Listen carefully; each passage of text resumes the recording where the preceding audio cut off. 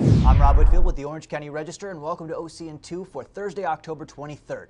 A 17-year-old Santa Ana boy has been indicted on murder charges, accused of being drunk when he lost control of his Mercedes-Benz on a Tustin street and slammed into a light pole at more than 100 miles per hour, splitting the car in half and killing his passenger. An Orange County grand jury handed up the indictment, charging Milad Muyali as an adult in the killing of 16-year-old Mackenzie Frazee, who he was driving home from a party in August. Muyali, an unlicensed driver, walked away with cuts and bruises. His blood alcohol level was .11 when arrested.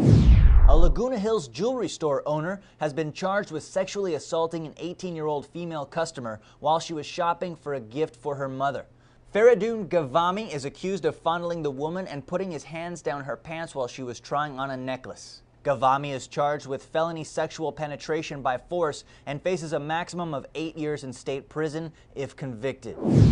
Just one of the many conclusions reached by a 75-page report released by the county's newly formed performance auditor is that former Orange County Sheriff Mike Carona did such a poor job of managing overtime payouts that some deputies were able to take paid time off and receive overtime on the same day. The report also suggests that Carona traded policies that spiked overtime for political support. Meanwhile, as Carona is scheduled to go to trial next Tuesday in a high-profile public corruption case, the former law enforcement officer, who has repeatedly maintained his innocence, is again asking a judge to move his trial out of Orange County and has also requested that the entire case be thrown out.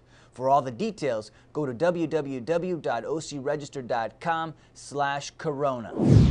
Some Marines from Camp Pendleton took some time yesterday to explore civilian careers in transportation. The transition from the military to civilian life can be daunting, so the Orange County Transportation Authority called up officials at the Marine base to invite prospective job seekers to check out the agency's facilities and careers. OCTA has nearly 2,000 employees and has a $170 million annual budget for salaries and benefits. Sorry you are such a dog hater. The feud between Orange neighbors Rick Katz and Trevor Collin continues. The dog hater sign first went up in March when Collin filed 2 complaints with the city saying his neighbor's dog continually barks. After a month, the sign came down and it seemed the feud had been diffused. But earlier this month, Collin filed a 3rd complaint saying the barking had gotten worse, and back up went the sign. Katz says the dog has been barking at nearby home improvements and says he's upset at the way his neighbor has handled the situation. And you can read more about all of these stories at ocregister.com.